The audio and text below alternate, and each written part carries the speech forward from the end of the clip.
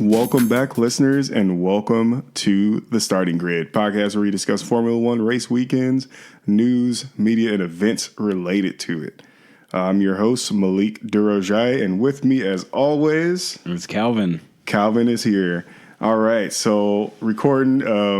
I just got to say this. I just released last week's episode this morning, and I was a little bit behind on it. Shame. Yeah, shame on me. Shame. Yeah. I need to get a laptop, and I can help with the editing sometimes. How do you not have a laptop? Are you? Man, I haven't had a laptop since 2019, college. Bro. Yeah. What'd you do with your laptop? I don't know. It was a piece of garbage. So as soon as school was over, you're an engineer. You can afford a laptop. Yeah. All right. So we're here today to talk about the Canadian Grand Prix coming up next weekend. Canada. Yeah. Okay. Should be an interesting one. Should be. Hopefully. They're always exciting races. Yeah. It's a difficult track. I mean, it's not as difficult as Monaco, of course, but it's high powered, a lot of chicanes. Yeah, a lot of sharp corners. Yeah. So, but before we get into that, a bit of news and things kind of going on over the week. What do you got, Malik? Well, there's some information. Williams is thinking about they're seeing some light at the end of the tunnel. They're seeing a little bit of promise for them getting at least a single point this season. But that's a good goal to have. 1 point. Do you think that's realistic? Do you think they'll have a point? Do you think they'll get any points this season? They need 10th place. Like the over-under on 1 point, I'll probably put it at 50%. 50%? They might get it. They might not. Dude, we're not making an official bet of this, but I do not think they're going to get a single point this season. They would have to. That's 7. A lot of stuff would have to happen for that to go well for them. Yeah, that's 7 drivers that they can't. Right now, they can't beat anyone. Monaco is the only time that they, by merit, beat someone. It was George Russell, right? He actually was ahead of cars. But then it's Monaco, so it's not. They didn't have a chance to overtake. Yeah.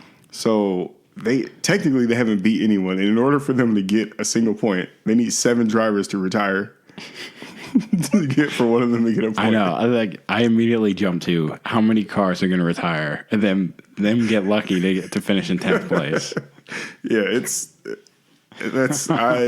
I honestly don't think they're going to pick up a single point, which it kind of sucks because they get a lot of money for those points. Yeah, the points are worth money. Yeah, yeah.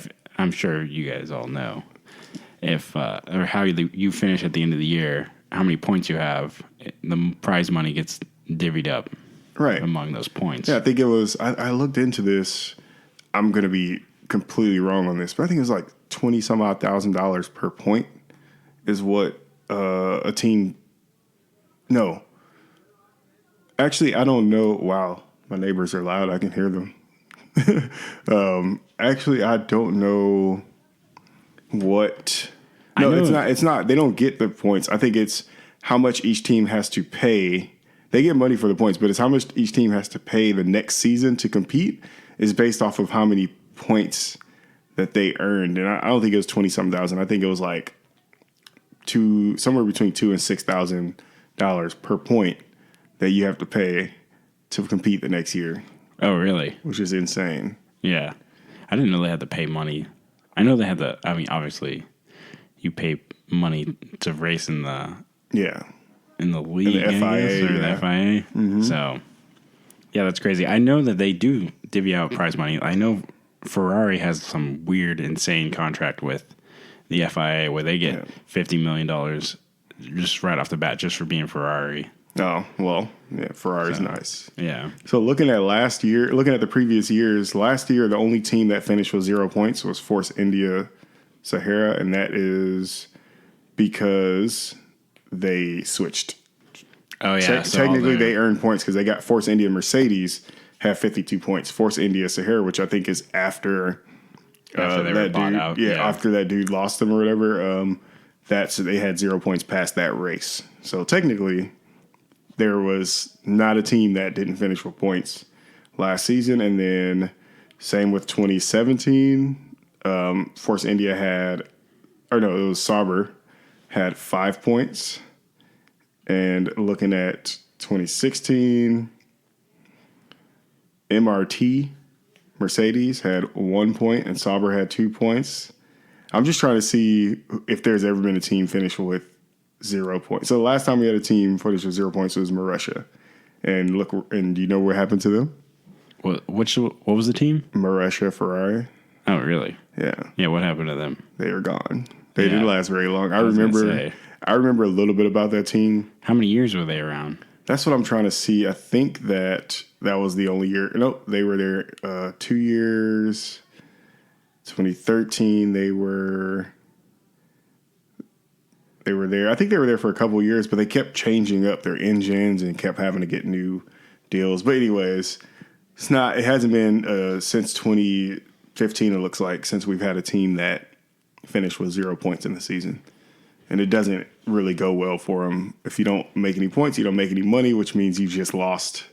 All you've done is spend money through the season, unless you have a name for yourself and you're getting like sales off of merchandise. But who's buying Williams stuff? Right.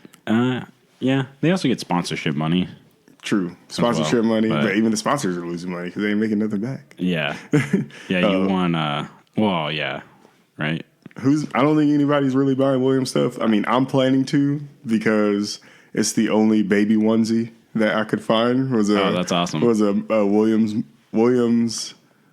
Is it what? No, it's a Williams Racing is what the shirt says. The baby onesie says Williams Racing. I wanted to say Williams Martini. I don't know why, but it's Williams Racing. And it's the only racing suit baby onesie that I could find. So that's awesome. It's pretty cool. It's got the like rocket logo and stuff. I'm gonna get it. So that'd be awesome. Yeah. Anyways, other bit of information. We had Formula One's coming to Chicago, so coming over to state for the festival. Not for a track. Sorry. Kind of. Yeah. You got my hopes up there for a second. My bad. And then this weekend, actually, it wasn't a Formula One event, but this weekend right now, it might be over by now, but right around the corner from us at Sonoma Raceway, they had a Festival of Speed, and they had a 2016 Mercedes out there doing laps around the Sonoma Raceway track. Oh, that's pretty sweet. Yeah, I wanted to go, but tickets were just too expensive, and I didn't have that much time, so didn't seem worth it. I'll just... Oh, man. Look at the Instagram videos. And then Racing Point is going to be building a new factory up in the UK somewhere, I think they're rebuilding the one, wherever they're at. I think they're staying there. That's good. At least they're investing some money into that team. Yeah. Got the Strolls putting some big dollars in there. Right. Other than that, I think that's really all I've got. So. Cool. Well, I'm kind of bummed I wish I would have known about the Sonoma. I know. That would have been awesome to check out. Yeah, we wouldn't have been recording today, though, and then our fans would be 2 weeks in a row with a late episode. We could have done a little digital recorder. All of our... Walked around, got some sound bites. All of our dozens and dozens of fans. Yeah, that's what I like to say. They're dedicated fans. Yeah. Moving on from that, you want to talk a little bit about, should we go into the track? Or actually, let's go into the track. We did some hot laps on the simulator. Yeah, we put in some hot laps like Malik was saying on the little racing seat simulator. It's a pretty cool track. It's a really fast track. This is my first time actually trying it. So I came in completely green. I think I was starting to get the hang of it towards the end there. But, it's difficult. It's a very fast track, and then lots of very sharp turns and chicanes. I think there's almost 2 hairpins. I don't know if turn 2 counts as a hairpin. It doesn't. But... Oh, yeah, it kind of does, actually. Yeah, and then turn 10, very sharp hairpin as well. Yeah. Getting that right, you just want to gun it into that turn. Yeah. And then brake. You have to brake early. It's a pain. Yeah, you're going high speed into that turn 10. Yeah, and then a lot of sharp corners, a lot of chicanes. What are there? 4 chicanes on this thing? I think there's 3 of them. Turn Turn 3, 4. 6, 7. I don't know if 6 and 7 is considered Yeah, I don't think they are. a chicane. So I think it's just 3, 4, 8, 9, and 13, 14. Okay. But that's what I was going to get into is I think you can consider those just big chicanes. Yeah. Like turn 6 and 7, and then on I think there's another one somewhere. Oh, turn 1 and 2 as well. I mean, it's not really a chicane, but I mean, oh, you know what? To make a chicane, it has to have a straight right after it, huh? It has to be like a speed break. So I guess turn 1, 2 is definitely not a chicane. And then turn 6 and 7, you might consider that a chicane. But for me, this track is mostly straightaways. Yeah. With a bunch of small and big chicanes and 2 hairpins. Well, 1 hairpin.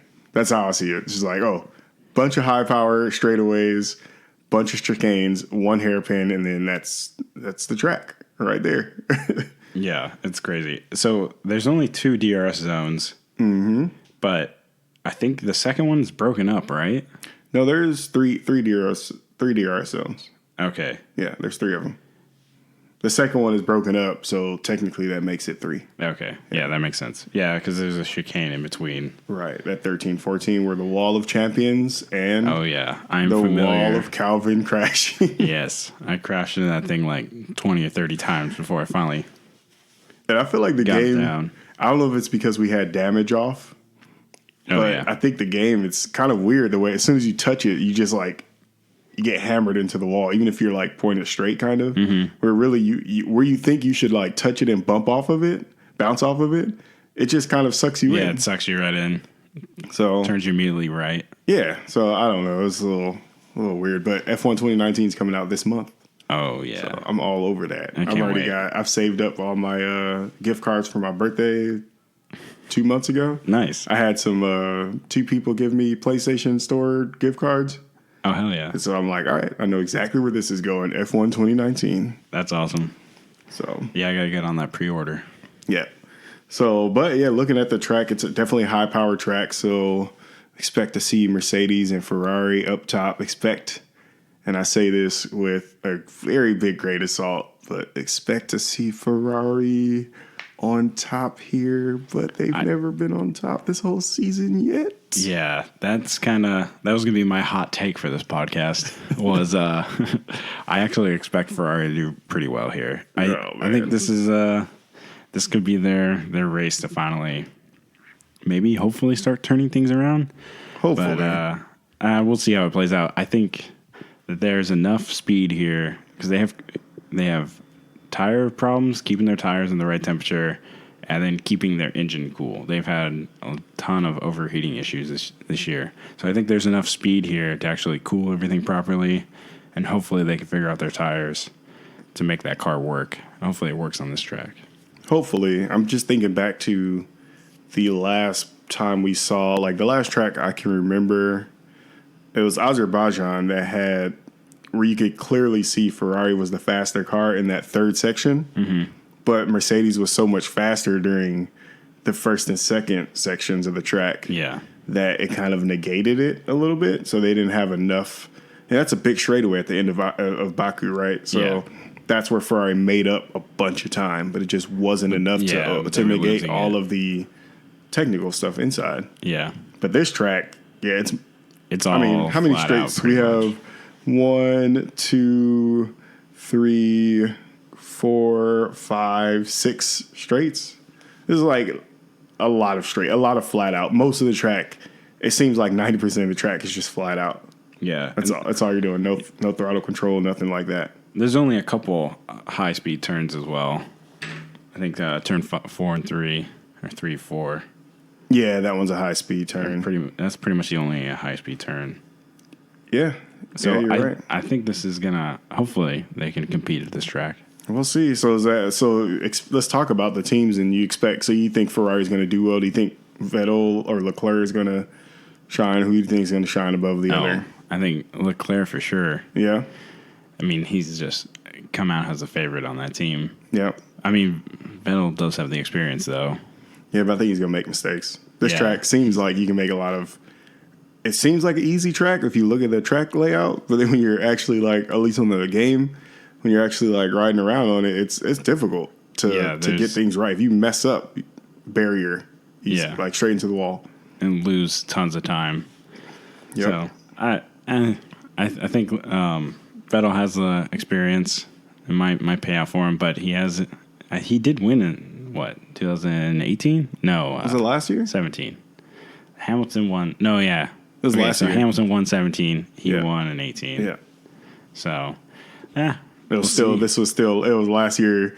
This time, Vettel was still kind of on top of his game. He hadn't turned around yet. But we'll see. I think Leclerc will do better as well. I think you're right on that. Are you saying Vettel or Leclerc? You said Vettel? I think Leclerc will do better. Yeah. I don't know. I kind of feel like Vettel's best days are. Yeah, I think Leclerc will do better, and then I think Mercedes. I mean, I feel like they're going to find something. To be honest, I think they're going to. They're not going to fall off. I mean, they're not going to be worlds behind, but they might find something because China is a high-speed track too, and that didn't go well for Ferrari. Yeah. So, we'll see. Only time will tell. And then, of course, I mean, after that, it's just really Red Bull. It's really trying to see if Red Bull can even fight at all up there because they're a little bit off. Yeah, they're off with the pace. Power a little bit. Yeah. But so, and then, for the rest of the teams, that midfield pack is just always going to be a battle. Do you think Gasly's going to do as well as Verstappen? Nope. Or is he going to fall way off like he has pretty much the whole season? I've lost all hope in Gasly. I mean, I like him. I like the guy, and he's one of my I like him. He's one of my favorite drivers on the track. I don't know why. I just kind of like him, but he's just not doing well with that Red Bull. I think he just needs more time in the car to really figure it out. I don't think it's going to show.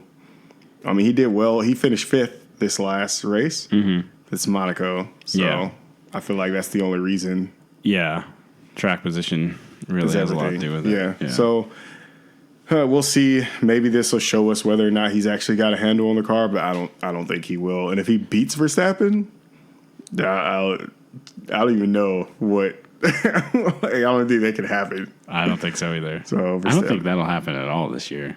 I can't unless Verstappen has an issue or something. That's the only way I can see Gasly beating Verstappen. Yeah, I kind of feel like, there has to be a DNF on Verstappen's part in order for him to do well. Right.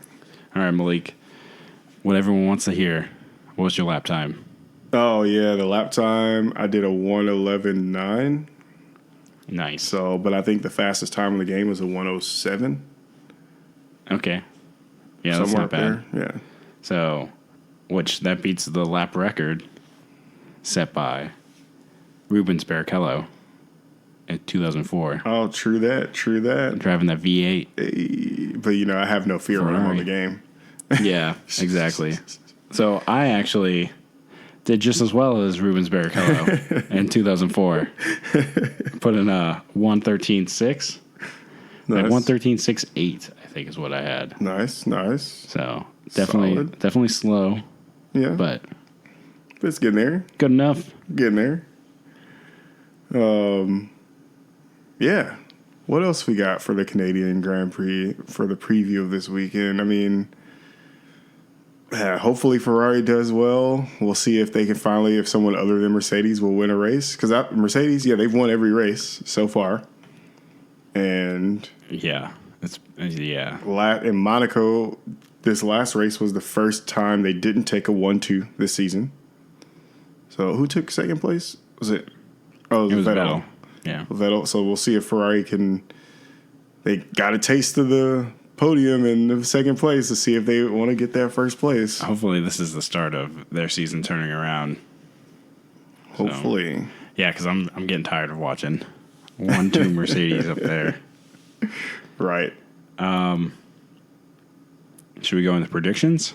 Yeah, why not? Let me pull up the spreadsheet. Seems about time for some burrito bets to happen. Do you think at the end of the season here you're gonna win you some burritos, buddy? Oh yeah, definitely. Nah, I'm gonna make a comeback. I'm just gonna start going Mercedes all the way and just start racking up burritos. I'm gonna make a strong comeback. How many more races do we have till the break? So this will be our 7th race of the year? Yeah, this is going to be race number 7. When is the break? I'm not even sure. I know it's maybe in a month. Yeah, who knows? That break always sucks. Like 3 weeks of no racing or 4 weeks. Something like that, a whole month. All right, so let's get these predictions in. Who went first last time? Was it me? I did. I think you did. Because I chose Hamilton. It seems like whoever goes first picks Hamilton. Yeah. All right. It's a safe bet. All right. So who you got for race win? Oh, for race win. I'm going to go with Leclerc. I think he gets his first one. You think he's going to finally do it? Yeah, I hope so. That's kind of a long shot, but. All right. I'm going to go with Bottas. I'm going to go with Bottas. I feel like he's due for one this season. That's pretty strong. Yeah. All right, let's move on to best of the rest. Who do you think? Oh, man. It's going to take best of the rest. So it's not going to be Grosjean because he's just plagued by bad luck. Not going to do, yeah. He's going to go out. Last time it was Kimi Räikkönen. Yeah. Should we look at, let's see, the results from last year? I feel like the best of the rest pack has been mixed up so much this year that looking at previous results. Yeah, last year is not going to even help you out. But no, because everything's been shaken up so much. Look, you never know. I'll let you know. Ooh, just in case. I think I'm going to go with Ricardo. You think that Renault is going to be best of the rest? Might. All right. That might be a bad move. You let me know. I'll tell you right now that. I'll tell you right now. You were kind of on point last year. Renault, Hulkenberg, and Sainz came in 7th and 8th, so they were both best of the rest. Okay. And that's with perfect. Alonso, Hartley, and Stroll all DNFing last year's race. You gonna stick with it, Ricardo? Yeah. Let's roll with it. I'll take the Aussie. All right. For best of the rest on my side, I'm thinking that Toro Rosso did really well this last track, but that's their aero package is really good. I don't know. I feel the last 2 races, Toro Rosso's been pretty good. And then Carlos Sainz of the race before that. I think I'm gonna go with a McLaren. Wow. I just have a lot of faith in McLaren this season. Bold prediction. But they've been best of the rest once already, maybe twice. Yeah. So I'm gonna go with Carlos Sainz. Nice. I like it. Yeah, they're turning around. Hopefully, yeah. All right, first DNF. What team? Wow. So this one could go. This track, that turn 1. All it takes is one bad move. It's really anyone. So this is just like a luck of the draw kind of thing. Right. Oh man. I'm gonna go with Toro Rosso. Okay. So I feel like they're gonna be in the midfield. They'll get mixed up a little bit. Mistakes can happen. Yeah. So I'm going with Red Bull. Wow. I think either Gasly or Verstappen is going to get I think Verstappen actually will make a bold move, and it's not going to end up well for him. Yeah. That's what I think is going to happen. That is a bold prediction. Yep. So that's our predictions. Right now you're up by 1 burrito. Yeah, I think I've only gotten 1 more point. Well, obviously 1 more point than you, but only I've only pointed on 1 or 2 races, and I think you've only got 1 I've point. Got one, right? Yeah. So that, So we'll see how we end up there. Anything else you got? I don't know. Got some noises from cars honking outside. Yeah. I think that was my phone. Oh dang! Oh yeah. No! Oh, broke the cardinal rule. Now you're off the podcast. Yeah. I got to put my phone in the box before we.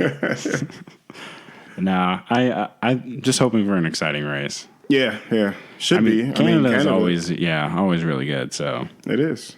It's a fun track to watch. It's weird how they do this in the middle of the European stint. Yeah, I don't know why they choose Canada and then they're going right back to Europe. It doesn't make any sense. They're going from Monaco, basically France area, right, to Maybe it's because it's in Montreal. They're going and from they speak French. Monaco to Canada and then back to France. Yeah. And Monaco is basically, it borders France. So they're like, let's keep this French thing rolling. Let's go to French Canadian. A little weird.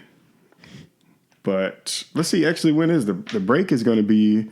So we got Canada, June 7th. We got France, June 21st, which I'll be out of town that weekend. Oh, man. Yeah. It's not good. I'm, just so the listeners know, I'm having my first child, so there's a lot going on over here. So I don't know. That weekend might, we might release a late episode again there. Who knows? And then we got Austria, June 28th, which is the very next weekend after France. Oh, gosh. The same week, same time. I'm going to be super behind. Oh, man. And then July 12th, we've got the British Grand Prix. And then July 26th, the, what is this? What track is this? Oh, Germany. German Grand Prix. Let's see. Then we got, that's when nope, that's not the break either. We got the Hungarian GP August 2nd. The Belgian GP August 30th. That might be the break there where it's kind of, that's like 3 weeks off. In August. Yeah. Yeah. That's like 3 weeks off. Then Italy, Singapore, Russia, Japan, Mexico, U.S., I should Brazil, try to go. And Abu Dhabi. So I'm going to be in Holland, in Amsterdam. You're going back again? Yeah. Dang. So I'm going to be baller, shot caller, 20-inch blades on the Impala. I'm going to be there August 30th through September 8th or something. Oh, nice. So I'm like, Belgium September? is right there. You said August 30th through September 8th? Yeah. I should go check out the Belgian Grand Prix. You should go to the Italian GP. No, you're not going to... it's the... Oh, yeah, I guess you could as soon as you went, huh? I can go check out the race, yeah. Nice. Then catch a train, head back. Yeah. Leave all your friends. Be like, I'm going to do this real quick. Is that your phone again? Yeah. Calvin? This is bad. Jeez, I can't turn it off. I use it for... All right. Well, that's it for this episode anyways. We'll end here on Calvin's terrible phone use. Yeah. As always, look us up on Instagram, Starting Grid USA. And then you can email us as well, startinggridusa@gmail.com. Reach out. Let us know if you want to hear anything specific. You want to hear something different. You want us to not talk about Formula One at all? No. But reach out to us and leave us a like on the podcast apps. I always get this wrong. Oh, yeah. You always ask for likes on platforms that don't have likes. Subscribe. Like and subscribe wherever you can. However you're listening to this, like, subscribe, listen, tune in again, and thanks for coming. All right. Bye-bye.